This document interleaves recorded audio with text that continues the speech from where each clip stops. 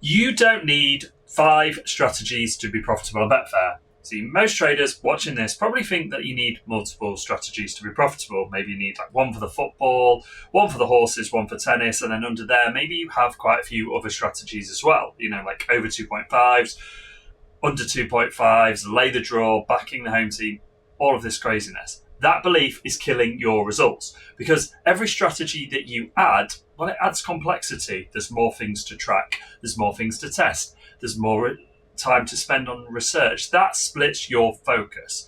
You're not giving any single strategy the time that it actually needs to work and the approach that it needs. So what happens is you're stuck in this strategy testing mode forever instead of actually trading. Here's what I want you to do, because here's what we've seen from inside of Betfair Trading Community.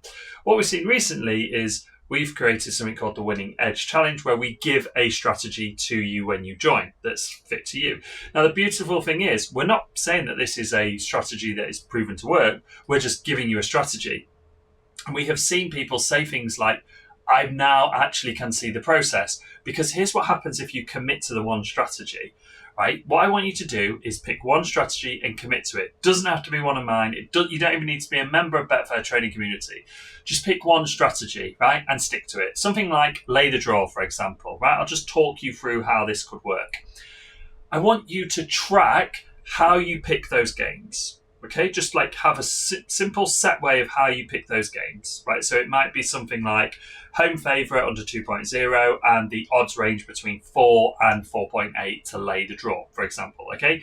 And maybe you have like one or two other stats around that, you know, like maybe the ELO for the home and the away is a certain difference, or maybe you have, you know, expected goals or something like that, or you know, a high percentage of goals, whatever you pick, right? That's how you pick your matches. Then what I want you to do is start tracking what happens around that, okay? So what time does the first goal go in? What time does the second goal go in?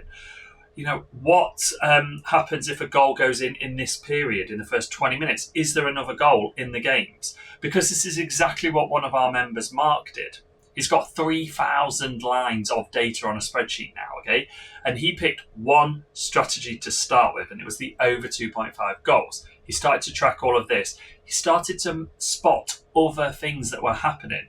I had a coffee with Mark a couple of weeks ago, and he was like, Ryan, the over first half goal, one goal is so high. It's like 90% of the time.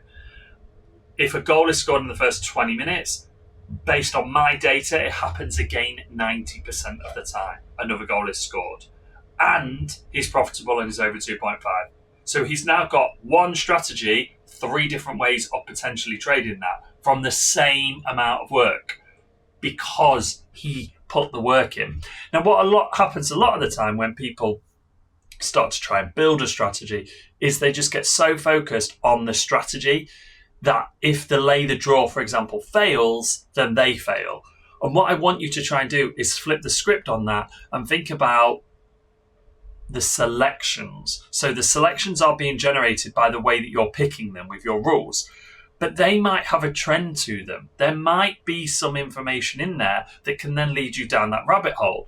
So the strategy that you start with is version 1, okay? Then it becomes version 2 based on what you found.